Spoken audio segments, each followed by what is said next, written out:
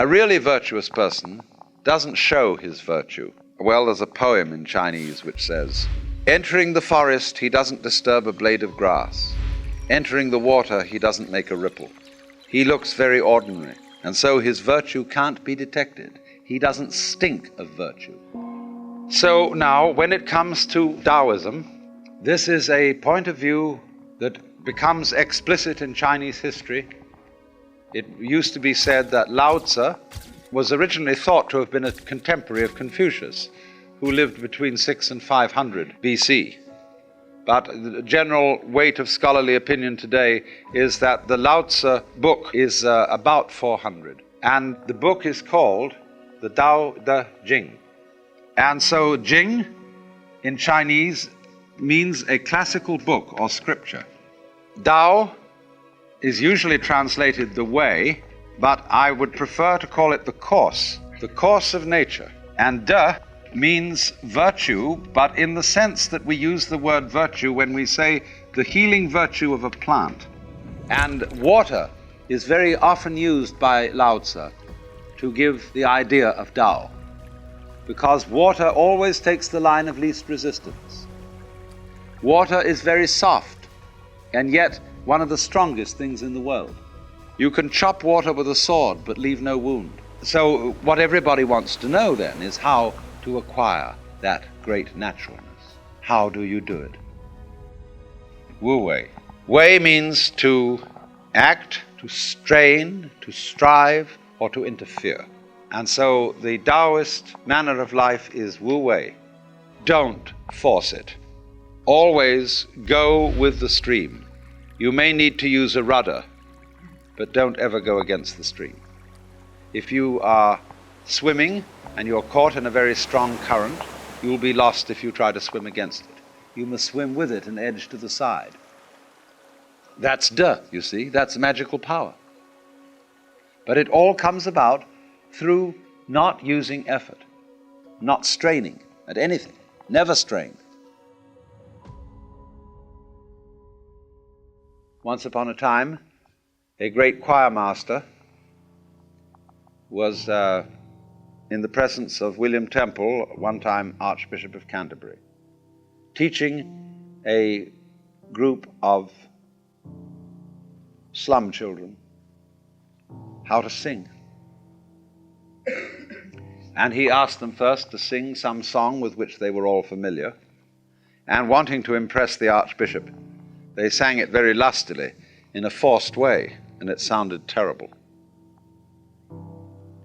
Now he said, "I want to show you something." There was present on this occasion a trained choir. And he said, "Now we're going to sing with this choir a song you people don't know, but listen to it." And the choir sang it very professionally. The choir master then turned to the group and said, "Now look, when you sing this song, the one thing you must not do is to try to sing it. You just think of the tune and let it sing itself." And they sang and did it very well. Now that's Taoism. That's Wu Wei. If you practice meditation, don't try to meditate. Like the choir was told not to try to sing. Don't force it. When you meditate, let your lungs breathe the way they want to breathe. Let your mind think anything it wants to think about. Don't try to repress thoughts.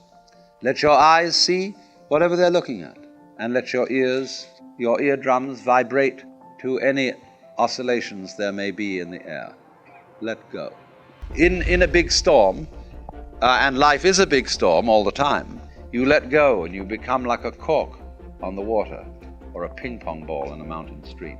So that's the art of Taoism. That's the whole thing. That's Wu Wei. Gurdjieff used to set his students the exercise he called self-remembering. That is, constantly, all day long, be completely aware of what you're doing. Have your mind always on the immediate moment.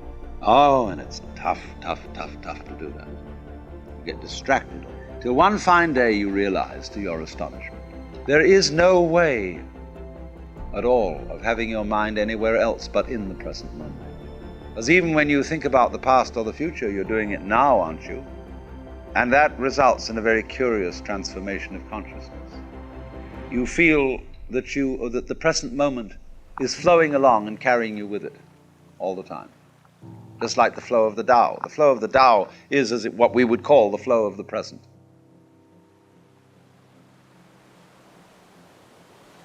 Taoism, form of Chinese philosophy which in subsequent years became most interested in science and in the study of nature.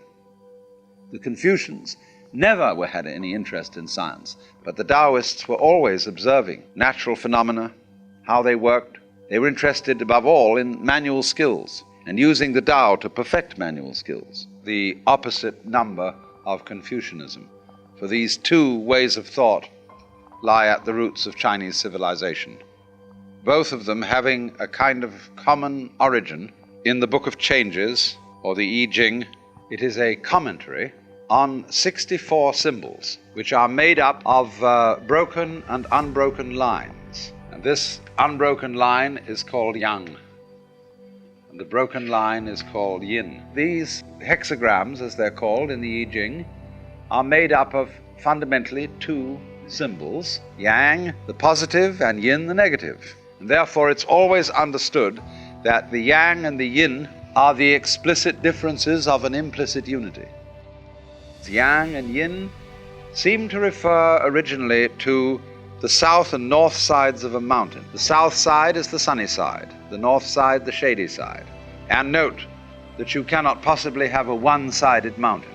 So underneath the whole philosophy of China, there lies this recognition that the opposites go together, or as Lao-tzu puts it, when all the world understands beauty to be beautiful, there is already ugliness.